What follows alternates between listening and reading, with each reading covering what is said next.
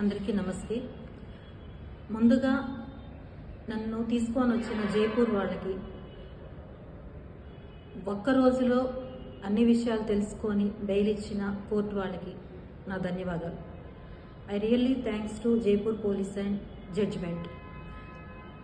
తిరుపతిలో ఇప్పుడు ఏదైతే ట్రోల్ అవుతుందో way to way news or other ఛానల్స్లో, అదేవిధంగా అయ్యుంటే ఈ కేసులో 45 నుంచి 60 రోజులు బెయిల్ అనేది రాదు. ఈ ఒక్క రోజులో వాళ్ళు తీసుకొచ్చిన ఒక్క రోజులో వాళ్ళు మొత్తం ఇన్వెస్టిగేషన్ చేసి ఇందులో నాది ఎటువంటి ఇది లేదు, పాత్ర లేదని తెలుసుకొని వాళ్ళు ఒక్క రోజులో నాకు బెయిల్ ఇవ్వడం జరిగింది.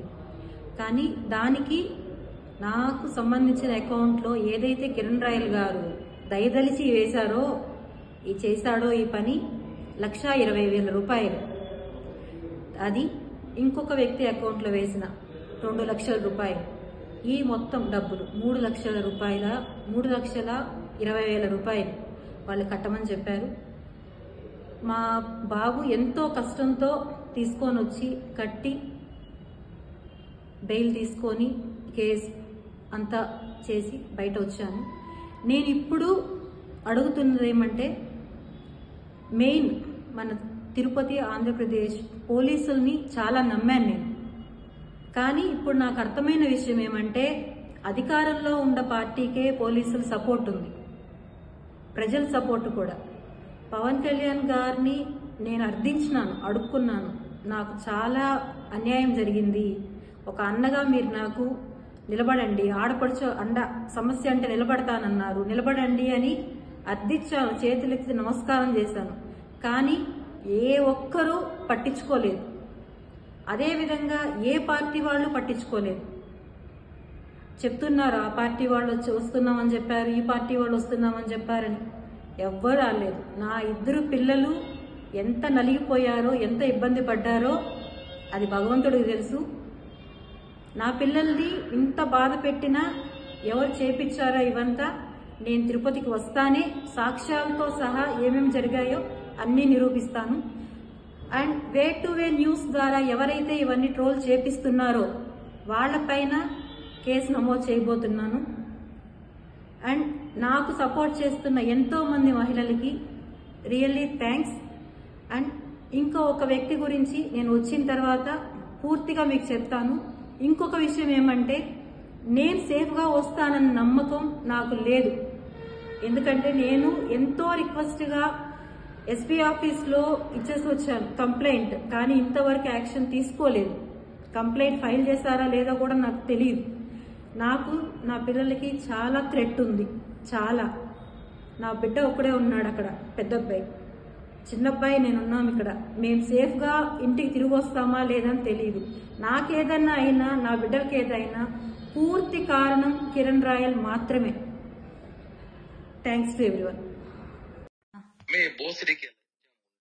నేను చెప్పేది ఒకటే, మర్యాద ఇచ్చి మాట్లాడు. మర్యాద నీకే, మర్యాద లేబర్, ఇంక నీ మర్యాద అయిపోయింది. వస్తాను రేపు వస్తున్నా, అయిపోయింది నీకు మర్యాద. చాలు, చాలా రెస్పెక్ట్ ఇచ్చి నేను చాలా వరకు కూల్ గా కామ్గా ఇన్ని రోజులు కామ్గా ఉన్నా. నువ్వు ఏదో అన్నావు కదా, నీ వల్ల నువ్వు చెయ్యి, నేనేం చూపిస్తా. వస్తున్నా, రేపే వస్తున్నా. ఏం చేస్తావా? ఏం చేస్తానా, వచ్చి మాట్లాడతా. నువ్వేదో చేస్తాను చెయ్యి, ఎక్కడికి పోతావో పో. నా ఎంట్రిక ఏమనుకుంటావు నువ్వే అనుకుంటున్నా? నీ మరిది అనుకున్నావా? బృందావళ తమ్ముడు చెప్పాలా కొడుకు అనుకున్నా? నేమేనా? నీ కొడుకులు పెద్దోళ్ళైతే మడిచి నీ పెట్టుకో, నా దగ్గర కాదు. కోసి వాత పెడతా, మర్డర్ కేసు పెట్టుకు జైలు పోతా, 40 రోజులు బెయిల్ తీసుకుని బయటకు వస్తా. నీ ఇష్టాలు ఎట్లాంటివి? ప్రశాంతంగా ఉండు, జీవితము ప్రశాంతంగా బతుకుతావు. నాకు ఫోన్ చేయి, ఏమన్నట్టు నాతో మాట్లాడాలి. నీ బ్లాక్ నాతో మాట్లాడు, నీ కాంటాక్ట్ నేను, నాతో మాట్లాడు. నీకు నాకు లావాదేవీలు, నాకు నువ్వు మాట్లాడు. దాంతో నా గురించి ఎందుకు చెడ్డగా చెప్పావు? నీకు నాకు లావాదేవీలు, నువ్వు నాతో మాట్లాడు. దాంతో నా గురించి ఎందుకు చెడ్డగా చెప్పావు? నువ్వు అసలు నాకెందుకు ఫోన్ చేస్తావు? అమ్మాయికి నీకు ఫోన్ చేసే రైట్స్ ఏముంది? ఎందుకు లేదు? అదే నా లైఫ్ ని చెడగొట్టింది, నాశనం చేసింది.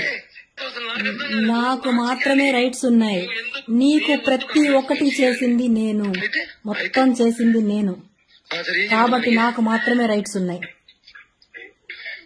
నిన్ను అడగడానికి రైట్స్ మాత్రం నాకు మాత్రమే ఉన్నాయి. కిరణ్, ఎందుకు నా లైఫ్ నాశనం చేసినావు? ఎందుకు నన్ను కొట్టలేదా? కొట్టలేదా? దానివల్ల నన్ను గాయపరచలేదా? కొట్టాను. అవును, నువ్వు కొట్టలేదా? నేను కొడతా ఎందుకు కొట్టా అంటే నువ్వు ఓవర్ యాక్షన్ చేసినావు కాబట్టి, నా విషయం, నా పర్సనల్ లైఫ్ విషయం ఓవర్ యాక్షన్ చేసినావు కాబట్టి నేను కొట్టా. ఇంతవరకు నువ్వు కిరణ్ లాగా చూస్తావు, ఈ రోజు ఒక లాగా చూడబోతున్నావు. పిటే ఇంకా నీ వల్ల ఏం చేసుకో. నేను చాలా కామ్ గా ఉన్నా, చాలా కూల్ గా ఉన్నా. ఫోన్ చేసి అమ్మాయి ఫోన్ చేస్తా, నీకేముంది? నీ ఫ్రెండా, నీ క్లాస్మేటా, నీ బంధువా? ఆ పిల్ల ఏ రోజే నీకు ఫోన్ చేసిందా? ఏ క్షణం నీ గురించి మాట్లాడిందా? ఆ పిల్ల పని ఆ పిల్ల చూసుకుని నీ పని నువ్వు చూసుకుంటాను, అయిపోయింది అంతే. నా పని నేను చూసుకుంటానే ఉన్నా. నీకేం కావాలో అరేంజ్ చేస్తూ ప్రతి ఒక్కటి నీ అవసరాలన్నీ తీర్చుకుంటూ. నీకేమైనా నేను బానిస అనుకుంటున్నావా? నిన్ను ఇష్టపడ్డా, నువ్వే ప్రపంచం అనుకున్నాను కాబట్టి నీకు అన్ని చేశా. అవునా?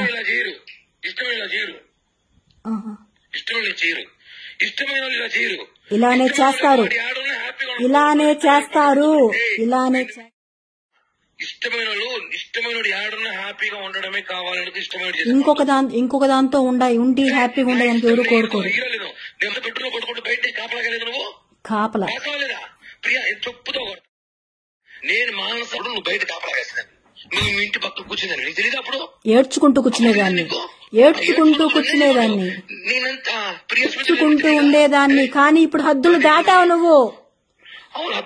హద్దులు దాటావు. నాకు నచ్చిన లైఫ్ లో బతకాలనుకున్నప్పుడు నేను నా లైఫ్ నేను చూసుకుంటాను, అంతేగాని నువ్వు నీ లైఫ్ లో బతుకుతున్నావు, నీ పిల్లల్ని పెట్టుకుని నీకు కావాల్సిన లైఫ్ ఎంజాయ్ చేస్తున్నావు. చేసుకుని అడిగినా ఎందుకు చేస్తున్నావు అని ఒక్కరోజన్నా? గత 2 నెలలు 3 నెలలుగా నేను నీకు ఒక్క మాట మాట్లాడుతున్నాను. మాట్లాడడం లేదు, అది నీ లైఫ్ లో వచ్చింది కాబట్టి నన్ను అవాయిడ్ చేసావు. పద్ధతి కాదు. ఒక రేపు జరిగితే 1-2 రేపులు జరగకుండా ఏమవుతాయి అంటే, ఆ మాటకి ఈ రోజు తిరుపతిలోను, ఇంకో చిత్తూరులోను 5 ఏళ్ల బిడ్డని మానభంగం చేశారు.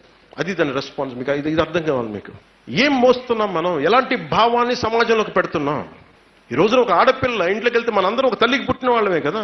మాతృగర్భం నుంచి కాకుండా ఇంకో సెపరేట్ గా వస్తామా మనం? దీని గురించి మాట్లాడేది ఎవరు? నా ఇంట్లో ఆడబిడ్డలు బాగుంటే సరిపోద్దా? చట్టాలు బలంగా ఉన్నాయి. సోషల్ మీడియాలోకి వచ్చి అతను ఒప్పుకోకపోతే ఇళ్లలోకి వచ్చి రేపులు చేస్తామని బెదిరిస్తారు. లేదంటే ఫేక్ టెక్నాలజీ తోటి ఫోటోలు సృష్టిస్తారు. మరి ఏం చేయాలి? ఇది సోషల్ మీడియాలో మీకు రేపులో చేస్తామంటే నాకే పంపించారు, ఇంకెవరో కాదు. నాకు చాలా ఆవేదన ఉంది దీని మీద. చిన్న వయసు తారతమ్యం లేకుండా విమర్శించడం వేరు, రాజకీయ విమర్శలు వేరు. నేను తప్పులు చేశాను, విమర్శించను, సంతోషం. ఇళ్లలోకి సంబంధం లేని వాళ్ళకి వచ్చి భయపెడుతున్నారా?